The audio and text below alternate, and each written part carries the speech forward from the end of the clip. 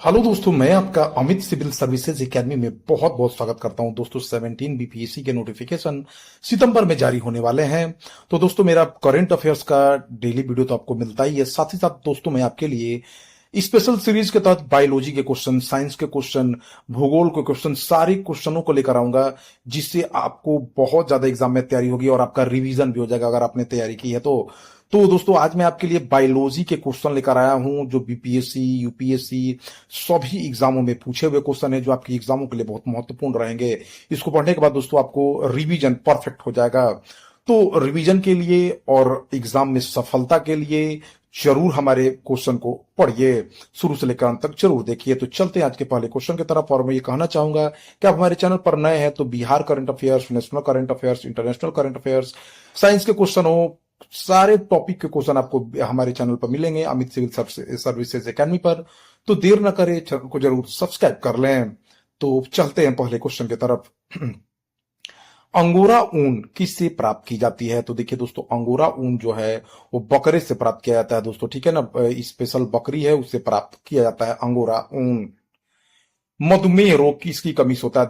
जानते हैं दोस्तों, देखिए मधुमेह में जो है हमारा जो अग्नाशय है वो उत्पादन नहीं कर पाता है इंसुलिन का, ठीक है ना। इन कहने का मतलब है कि अग्नाशय की बीटा कोशिकाओं में इंसुलिन के अल्प स्राव के कारण शर्करा की मात्रा बढ़ जाती है। जो अग्नाशय से जो इंसुलिन निकलता है, इंसुलिन एक हार्मोन है दोस्तों, उससे होता क्या है दोस्तों कि वह जो है शर्करा को, हमारे शरीर में शुगर को नियंत्रित करता है। तो अगर उसकी अगर उसका कम स्राव होने लगेगा तो शर्करा की मात्रा हमारे शरीर में बढ़ जाती है और इसी प्रक्रिया को मधुमेह कहते हैं। तो मधुमेह रोग इंसुलिन हार्मोन की कमी से होता है और इंसुलिन निकलता है अग्नाशय की बीटा कोशिकाओं में से, ठीक है।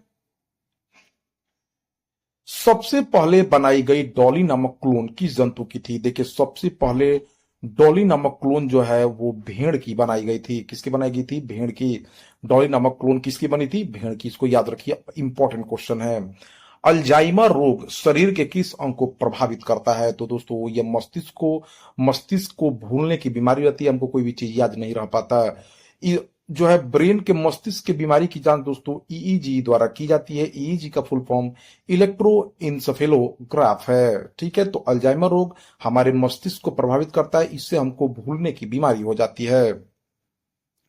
शरीर में लोहे की कमी से कौन सा रोग होता है? तो दोस्तों रक्त की कमी हो जाएगी, ठीक है ना। लोहा हमारे शरीर में अगर कम होगा, आयरन कम होगा, तो हमारे शरीर में क्या हो जाएगी? रक्त की कमी हो जाएगी। शरीर में प्रतिदिन 12 mg लोहे की आवश्यकता होती है। इसको याद रखिए, कितना? 12 मिलीग्राम लोहे की आवश्यकता हमारे शरीर को डेली होती है। हृदय की धड़कन नियंत्रित करने के लिए निम्न में से कौन सा खनिज आवश्यक है? तो दोस्तों देखिए, हृदय की धड़कन नियंत्रित करने के लिए हमें जो दोस्तों क्या आवश्यक है, तो पोटेशियम की आवश्यकता होती है। पोटेशियम की कमी होने से हमारे शरीर में हार्ट अटैक की बीमारी हो जाती है दोस्तों, याद रखिए। मांस, मछली, अनाज, फल, सब्जियां पोटेशियम के प्रमुख स्रोत हैं। तो याद रखिए, हृदय की धड़कन नियंत्रित करने के लिए पोटेशियम की आवश्यकता है। जल में किसकी अधिकता से बच्चों में ब्लू बेबी सिंड्रोम नामक बीमारी होती है? तो देखिए दोस्तों, अगर जल में नाइट्रेट की अधिकता होने से जो है बच्चों में ब्लू बेबी सिंड्रोम नामक बीमारी होती है। यह नाइट्रेट रक्त के हीमोग्लोबिन से अभिक्रिया कर मिथेमोग्लोबिन बना लेता है, जो हानिकारक होता है। शरीर में आप दोस्तों गठिया रोग, आप जानते हैं गठिया में आपके जो है ये दुखने लगते हैं हड्डियां शरीर की, और चलने में दिक्कतें आती है। तो ये यूरिक एसिड हमारे शरीर में जब जमा हो जाता है, इसके कारण ही गठिया रोग होता है। किस तत्व की कमी से घेंघा रोग होता है? बताइए दोस्तों, किस तत्व की कमी से? तो आयोडीन की कमी से घेंघा रोग हो जाता है। किस पदार्थ की उपस्थिति के कारण मूत्र का रंग पीला होता है? देखिए दोस्तों, तो किसके कारण दोस्तों मूत्र का रंग पीला होता है? यूरोक्रोम की उपस्थिति के कारण मूत्र का रंग क्या होता है दोस्तों? पीला होता है, ठीक है। मिनी माता रोग किसकी विषाक्तता के कारण होता है? मिनी माता रोग जो है आपको पारा की विषाक्तता के कारण होता है। पारा की अधिकता हो जाने पर पानियों में दोस्तों मिनी माता रोग हो जाता है। और इटाई इटाई रोग कैडमियम की विषाक्तता के कारण होता है। तो दोनों ये ध्यान रखिए। ओंकोजिन जीन किस रोग से संबंधित है? तो ओंकोजिन कैंसर से संबंधित है दोस्तों। कैंसर विषाणु से फैलता है, आप जानते हैं, ठीक है। तो ओंकोजिन जीन किससे संबंधित है? कैंसर से। मलेरिया बीमारी होती है, देखिए दोस्तों मलेरिया बीमारी विषाणु से होती है। मलेरिया ये गलत है दोस्तों, मलेरिया जो बीमारी होती है वो किससे होती है, विषाणु नहीं दोस्तों, प्रोटोजोआ से होता है, ठीक है। मलेरिया मादा एनोफ्लीज मच्छर के काटने से होता है। जलाशय में मच्छरों के लार्वा को खाने के लिए गैम्बूसिया मछली और बतख छोड़े जाते हैं। प्राचीन काल में मलेरिया के उपचार के लिए सिनकोना नामक वृक्ष की छाल से कुनैन नामक औषधि का प्रयोग होता था। मलेरिया से प्रभावित होने वाला अंग पलीहा है। प्रोटोजोआ के कारण होने वाले अन्य रोग दोस्तों कौन है, सोने की बीमारी है, पायरिया है, कालाजार है और पेचिस है। हैजा रोग दोस्तों किससे होता है, तो देखिए दोस्तों हैजा रोग जो होता है जीवाणु से होता है। किससे होता है दोस्तों, जीवाणु से। हैजा रोग जीवाणु से होता है। जीवाणु से होने वाले अन्य रोग कौन है, प्लेग है, कोढ़ है, टीबी है, निमोनिया है, टाइफाइड है, काली खांसी, टिटनस, ये सब जीवाणु से होते हैं। तो हैजा रोग जीवाणु से, प्लेग रोग जीवाणु से, कोढ़ रोग जीवाणु से, टीबी रोग जीवाणु से, निमोनिया रोग जीवाणु से, टाइफाइड, काली खांसी और टिटनेस। एथलीट फुट बीमारी होती है किससे दोस्तों, विषाणु से होती है, ठीक है। एथलीट फुट दोस्तों, फिर एथलीट फुट जो बीमारी होती है वो कवक से होती है। किससे होती है दोस्तों, कवक से। कवक से होने वाले अन्य रोग कौन कौन से हैं, त्वचा रोग होगा कवक से, गंजापन हो जाएगा कवक से, दाद खाज खुजली भी दोस्तों कवक जनित रोग हैं। बर्ड फ्लू किस विषाणु से होता है, तो बर्ड फ्लू दोस्तों किससे होता है दोस्तों, H5N1 से। किससे होता है बर्ड फ्लू, H5N1 से। और स्वाइन फ्लू H1N1 विषाणु से फैलता है। तो दोनों कंफ्यूजन है दोस्तों, याद रखिए, बर्ड फ्लू में H5N1 और स्वाइन फ्लू में H1N1 विषाणु से फैलता है, इसको ध्यान रखना है, ठीक है। डीपीटी का टीका किसके सुरक्षा के लिए दिया जाता है, तो दोस्तों डिप्थीरिया, काली खांसी और टीटनस से बच्चों को दिया जाता है डीपीटी का टीका, डिप्थीरिया, काली खांसी और टीटनस से। जन्म के तुरंत बाद नवजात को बीसीजी का टीका किस बीमारी से बचाव के लिए दिया जाता है, तो टीबी से बचाव के लिए, ट्यूबरकुलोसिस, तो आप जानते हैं दोस्तों उससे बचाव के लिए दिया जाता है। एड्स रोग किससे होता है दोस्तों, तो एड्स रोग विषाणु से होता है। एड्स रेट्रो विषाणु द्वारा होता है। जो एड्स को जो विषाणु होता है उसमें आरएनए प्लस प्रोटीन होता है। एड्स एचआईवी वायरस द्वारा होता है, ठीक है, रेट्रो वायरस है ये। इसका full form human immunodeficiency virus. AIDS का परीक्षण एलिसा टेस्ट द्वारा किया जाता है। एड्स रोग में श्वेत रक्त कोशिकाएं प्रभावित हो जाती हैं, ठीक है। पोलियो के टीके का खोज किसने किया दोस्तों, तो पोलियो के टीके का खोज जो है जॉन सॉल्क ने किया। पोलियो विषाणु द्वारा होता है। पोलियो का वायरस शरीर में दूषित जल तथा भोजन के द्वारा पहुंचता है। इनमें से कौन सा पादप वृद्धि हार्मोन है, तो दोस्तों साइटोकाइनिन। पौधों में मुख्यतः 5 प्रकार के हार्मोन पाए जाते हैं, ऑक्सिन, जिब्रेलिन, साइटोकाइनिन, इथिलीन और एबिसिसिक अम्ल। ऑक्सिन, जिब्रेलिन और साइटोकाइनिन ये पादप को बढ़ाने वाले वृद्धि हार्मोन है। तो याद रखिए दोस्तों साइटोकाइनिन जो है पादप वृद्धि हार्मोन है। दोस्तों वेरी वेरी इंपॉर्टेंट क्वेश्चन का संग्रह है, बहुत एग्जाम में पूछेगा। कच्चे फलों को पकाने के लिए किस गैस का प्रयोग होता है दोस्तों, तो एसिटिलीन का। याद रखिए बहुत बार क्वेश्चन पूछा हुआ है। कच्चे फलों को पकाने में एसिटिलीन का उपयोग होता है। पौधों में जल संवहक ऊतक कौन है, देखिए दोस्तों मान लीजिए पौधों जमीन से होता क्या है दोस्तों, समझिए पौधों में जल संवहन ऊतक कहने का मतलब है दोस्तों, मैं आपको बताना चाहूंगा कि जड़ द्वारा जो अवशोषित जल है उनको सारे पौधों के हर भागों तक पहुंचाने के लिए जो भाग उसको क्या बोलते हैं, जाइलम बोलते हैं दोस्तों। और जो पत्तियां जो है प्रकाश संश्लेषण के माध्यम से खाना बनाती है, उसको पौधे के सारे अंग में डिस्ट्रीब्यूट करने के लिए जो अंग जो जो ऊतक है उसका नाम है फ्लोएम। तो जल जो है जाइलम जड़ से लेके पूरे भाग तक, ऊपर से नीचे से ऊपर जाता है जाइलम, और फ्लोएम क्या है दोस्तों, पूरा खाना लेके नीचे आता है। तो इसको याद रखिए। प्रकाश संश्लेषण प्रक्रिया में आवश्यक गैस कौन सा है दोस्तों, तो कार्बन डाइऑक्साइड। हरे पेड़ पौधे सूर्य के प्रकाश द्वारा अपना भोजन बनाते हैं, इस प्रक्रिया को प्रकाश संश्लेषण कहते हैं। प्रकाश संश्लेषण क्लोरोप्लास्ट में होता है। क्लोरोप्लास्ट में हरे रंग का वर्णक होता है जिससे क्लोरोफिल होता है, जिसमें प्रकाश संश्लेषण दिन अथवा रात्रि, कुछ कुछ जो दोस्तों जलीय पौधे हैं जो सूर्य चांद के प्रकाश में भी प्रकाश संश्लेषण करते हैं, तो दोनों में होता है। प्रकाश संश्लेषण में लाल प्रकाश अधिक प्रभावशाली होता है। अग्नाशय किस प्रकार की ग्रंथि दोस्तों होती है, मिश्रित ग्रंथि है। इसमें अंतःस्रावी ग्रंथि और बहिःस्रावी ग्रंथियां दोनों होती हैं। इंसुलिन क्या दोस्तों, तो इंसुलिन एक प्रोटीन है, ठीक है। स्त्रीलिंग हार्मोन निम्न में से कौन होता है, देखिए दोस्तों पुरुष के टेस्टिस से टेस्टोरोन हार्मोन निकलता है, तो टेस्टोरेन जो है टेस्टोस्टेरोन ये पुरुष हार्मोन हो गया, ठीक है। महिला हार्मोन की बात किया तो ये प्रोजेस्टेरोन है। कौन है दोस्तों, प्रोजेस्टेरोन, ठीक है। कौन सा हार्मोन लड़ो और उड़ो हार्मोन कहलाता है, तो दोस्तों उसका नाम आपको ऑक्सीटॉक्सिन है। सॉरी एड्रिनलिन है दोस्तों। कौन सा हार्मोन है? एड्रिनलिन, जिसको एपिनेफ्रिन भी कहते हैं। यहाँ पे गलत ऑप्शन है। लड़ो और उड़ो हार्मोन एड्रिनलिन को कहा जाता है। एड्रिनल हार्मोन जिसके स्राव से हृदय गति में वृद्धि होती है। ये संकट काल में उचित निर्णय लेने का में मदद करता है। यह मेडुला से स्राव, मेडुला ओब्लिगेंटा दोस्तों, ये हमारा पीछे का भाग होता है शरीर का, ठीक है, पीछे का भाग होता है मस्तिष्क का। तो इसको याद, एड्रिनलिन हार्मोन या एपिनेफ्रिन भी इसको बोला जाता है। इसको लड़ो और उड़ो हार्मोन कहा जाता है। थायराइड ग्रंथि से स्रावित होने वाला थायरॉक्सिन स्रावित करने वाला हार्मोन कौन है? तो दोस्तों वो टीएसएच है, थायराइड स्टिमुलेटिंग हार्मोन, टीएसएच, ठीक है। थायराइड ग्रंथि से टीएसएच हार्मोन निकलता है।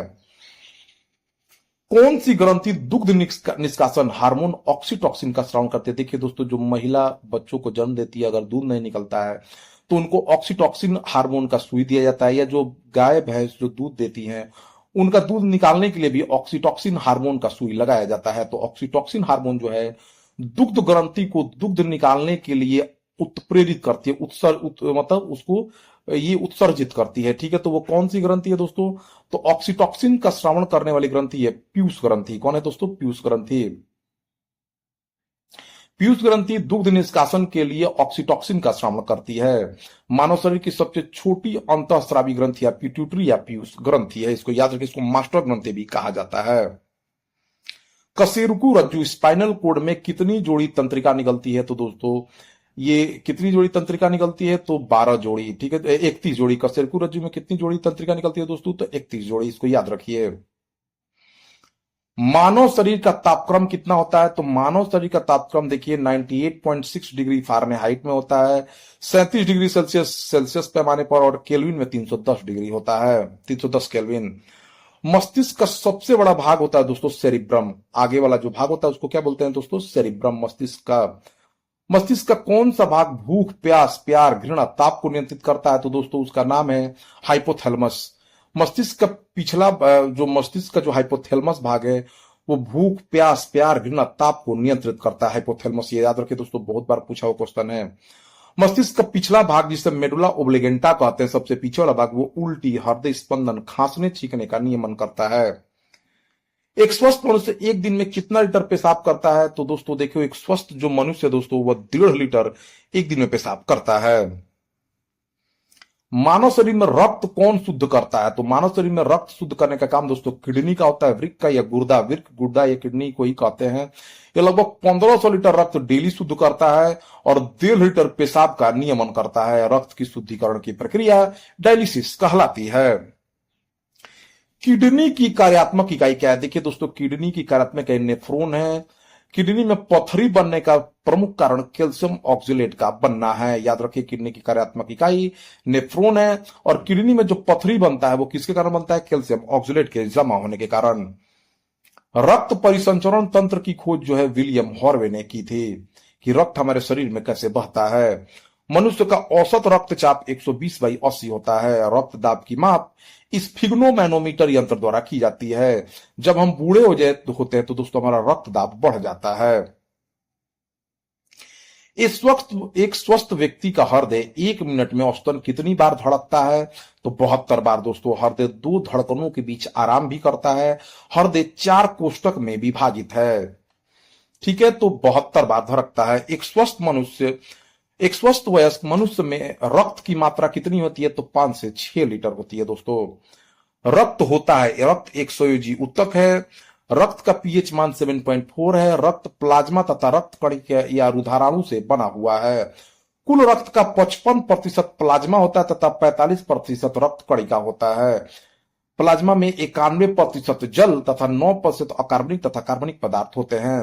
रक्त का प्रमुख कार्य सारे शरीर में ऑक्सीजन पहुंचाना है। रक्त में किस रक्त कणिका की मात्रा अधिक होती है? तो रक्त में सबसे अधिक दोस्तों लाल रक्त कणिकाएं होती हैं, ठीक है ना। देखिए, रक्त कणिकाएं 3 होती हैं, और लाल रक्त कणिका, श्वेत रक्त कणिका और प्लेटलेट्स, ठीक है। तो रक्त कणिका या रुधिराणु 3 प्रकार के होते हैं। लाल रुधिराणु, लाल रक्त कणिका 90% होती हैं पूरे रक्त कणिकाओं का।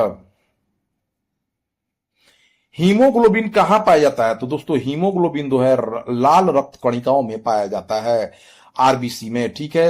हीमोग्लोबिन नामक प्रोटीन पाया जाता है इसमें। हीमोग्लोबिन ऑक्सीजन का वहन करता है। हीमोग्लोबिन में एक लाल रंग का पदार्थ हीम होता है, जो रक्त को क्या करता है दोस्तों, लाल रंग प्रदान करता है। रक्त समूहों की खोज किसने की थी, तो दोस्तों रक्त समूहों की खोज की थी कार्ल लैंड स्टीनर ने। कौन सा रक्त समूह यूनिवर्सल डोनर या सर्वदाता है, तो दोस्तों ओ है, ओ किसी को भी दान कर सकता है। कौन सा रक्त समूह यूनिवर्सल एक्सेप्टर या सर्वग्राही है, तो एबी है दोस्तों। एबी की कोई भी ब्लड ग्रुप का रक्त ले सकता है। श्वेत रक्त कण का जीवन काल 2 से 4 दिन होता है दोस्तों। डब्ल्यूबीसी श्वेत रक्त कणों का निर्माण अस्थि मज्जा में होता है। श्वेत रक्त कण कोशिकाओं को अपने स्तर से बहुत अधिक बनना ल्यूकेमिया कहलाता है, जिसे हम ब्लड कैंसर कहते हैं। श्वेत रक्त कण हानिकारक जीवाणु, विषाणु, कवक का भक्षण कर शरीर को संक्रमण से सुरक्षा प्रदान करता है। रोग प्रतिरोधक क्षमता भी बढ़ाता है। श्वेत रक्त की कमी को ल्यूकोपीनिया कहा जाता है। श्वेत रक्त कण में लिम्फोसाइट होता है, जो रोग को खोजकर खत्म कर देता है। आरबीसी का निर्माण, लाल रक्त कणिकाओं का निर्माण दोस्तों कहां होता है, तो अस्थि मज्जा में। लाल रक्त कोशिका का निर्माण अस्थि मज्जा में होता है। इसका जीवन काल 120 दिन होता है। आरबीसी की मृत्यु प्लीहा या तिल्ली में हो जाती है। आरबीसी का प्रमुख कार्य श्वसन अंगों से ऑक्सीजन लेकर सारे शरीर में ऑक्सीजन पहुंचाना है। मानव शरीर का कौन सा भाग शरीर के ताप को नियंत्रित करता है, तो दोस्तों फेफड़ा। फेफड़ा जो है मानव शरीर का वह भाग है जो शरीर के ताप को क्या करता है दोस्तों, नियंत्रित करता है। विटामिन की खोज किसने की, तो दोस्तों विटामिन की खोज फंक ने की थी। किसने की थी दोस्तों, फंक ने। विटामिन जटिल कार्बनिक यौगिक होते हैं जो शरीर पाचन में सहायता करते हैं। किस विटामिन की कमी से त्वचा रोग या चर्म रोग हो जाता है, तो दोस्तों विटामिन सी से। विटामिन सी खट्टे फलों, आंवला, नींबू, संतरा में पाया जाता है। विटामिन सी की कमी से स्कर्वी रोग हो जाता है। विटामिन सी घाव भरने में सहायक है। विटामिन सी का रासायनिक नाम स्कॉर्बिक एसिड है। विटामिन सी लोहा के अवशोषण में सहायक है। विटामिन सी जल में विलेय होता है। मूत्र के साथ इसका उत्सर्जन हो जाता है। तो ठीक है, विटामिन सी के बारे में जान लीजिए। रक्त का थक्का बनने में कौन सा विटामिन सहायक है, तो दोस्तों विटामिन के। ठीक है, विटामिन के का रासायनिक नाम नेफ्टोक्विनोन है। हरी सब्जी, अंडा, सोयाबीन इसके मुख्य स्रोत हैं। सूर्य की किरणों से कौन सा विटामिन प्राप्त होता है, तो विटामिन डी प्राप्त होता है दोस्तों। विटामिन डी का रासायनिक नाम कैल्सिफेरोल है। विटामिन डी की कमी से रिकेट्स हो जाता है। विटामिन डी माखन, मछली, तेल, अंडा में पाया जाता है। किस विटामिन की कमी से रतौंधी होता है, तो विटामिन ए की कमी से। विटामिन ए का रासायनिक नाम रेटिनॉल है। इसका प्रमुख स्रोत हरी सब्जी, गाजर, मछली का तेल होता है। विटामिन ए यकृत में संचित रहता है। विटामिन डी हार्मोन में पाया जाता है। विटामिन ई का महत्वपूर्ण स्रोत क्या है, तो गेहूं और अंकुर का तेल। विटामिन ई तेल गेहूं, अंडे की जर्दी और सोयाबीन में पाया जाता है। विटामिन ई की कमी से नपुंसकता हो जाती है। विटामिन ई का रासायनिक नाम टोकोफेरॉल है। किस विटामिन में कोबाल्ट पाया जाता है, तो बी12 में। कोबाल्ट विटामिन बी12 में पाया जाता है। इसका रासायनिक नाम साइनोकोबाल एमीन है। इसकी कमी से तंत्रिका तंत्र प्रभावित होती है। इसका स्रोत मांस, मछली, यकृत, पनीर है। थायमिन है दोस्तों, बी1 को रासायनिक नाम थायमिन है विटामिन बी1 का। इसकी कमी से बेरी बेरी रोग हो जाता है। जल में घुलनशील विटामिन देखिए दोस्तों, बी और सी जल में घुलनशील विटामिन है, जबकि एडीई के जो है वसा में घुलनशील है दोस्तों। एडीई को उल्टा कर देंगे तो कीड़ा बन जाएगा। कीड़ा कभी भी पानी में नहीं घुलेगा, तो ये वसा में ही घुलता है। तो कीड़ा याद रखिए, कीड़ा जो है वसा में घुलता है। सर्वाधिक प्रोटीन की मात्रा पाई जाती है दोस्तों किसमें, तो सोयाबीन में। याद रखिए, दाल से भी ज्यादा सोयाबीन में प्रोटीन का मात्रा होता है। बाल और नाखून किस प्रोटीन के बने होते हैं, तो दोस्तों ये कीरेटिन प्रोटीन के बने होते हैं। एक कठोर मेहनत करने वाले पुरुष की दैनिक ऊर्जा की आवश्यकता दोस्तों लगभग 3500 से 4000 किलो कैलोरी होती है। दूध में मिठास जो है उसमें लैक्टोज की उपस्थिति के कारण होता है। दूध का हल्का, जो गाय का एक देखेंगे दूध का हल्का पीला रंग होता है, वो कैरोटीन के कारण होता है। दूध का रंग सफेद जो है कैसिन प्रोटीन के कारण होता है। दूध को दही में बदलने वाला लैक्टोबैसिलस क्या है, तो दोस्तों ये बैक्टीरिया है, यानी जीवाणु है। स्टेफिलोकोकस लैक्टोबैसिलस जो है दूध को दही में बदल देता है। दूध को पचाने वाला एंजाइम कौन है दोस्तों, तो रेनिन है। शरीर में ऊतकों का निर्माण जो है प्रोटीन से होता है। दूध पिलाने वाली मां को प्रतिदिन आहार में कितने ग्राम प्रोटीन की आवश्यकता होती है? तो 70 ग्राम। जबकि जो सामान्य क्रियाशील महिला है उसको 45 ग्राम प्रोटीन की आवश्यकता होती है। तो याद रखिए दोस्तों, 70 दूध पिलाने वाली मां को 70 ग्राम प्रतिदिन प्रोटीन की आवश्यकता होती है। मानव शरीर की सबसे बड़ी ग्रंथि कौन सी है? यकृत है दोस्तों। यकृत लगभग 15 से 22 सेंटीमीटर लंबा होता है, भार में 1.5 किलोग्राम होता है। यकृत में ग्लूकोज या ऊर्जा ग्लाइकोजन के रूप में जमा रहती है। यकृत में पित्त का निर्माण होता है, ठीक है। जो पित्त का निर्माण होता है, यकृत जो है क्या करता है दोस्तों, हानिकारक अमोनिया को यूरिया में भी बदल देता है। मानव शरीर में पाचन का अधिकांश भाग कहां पर संपन्न होता है दोस्तों? तो छोटी आंत में। लार किसके पाचन में सहयोग करती है? तो स्टार्च जो है, स्टार्च का पाचन लार से होता है। एंजाइम मूलतः क्या दोस्तों? तो बहुत इंपॉर्टेंट क्वेश्चन दोस्तों। एंजाइम मूलतः प्रोटीन होते हैं दोस्तों। क्या होते हैं? एंजाइम प्रोटीन होते हैं, याद रखिए, वसा नहीं होता है, गलत है ये। स्टार्च को ग्लूकोज में बदलने वाला एंजाइम कौन है दोस्तों? तो एमाइलेज है। स्टार्च को ग्लूकोज में बनाने वाला एंजाइम एमाइलेज है। कौन सा एंजाइम प्रोटीन को अमीनो अम्ल में बदल देता है? तो ट्रिप्सिन। ट्रिप्सिन एंजाइम का स्राव अग्नाशय से होता है। यह दोस्तों क्या करता है? प्रोटीन को अमीनो अम्ल में बदल देता है, ट्रिप्सिन।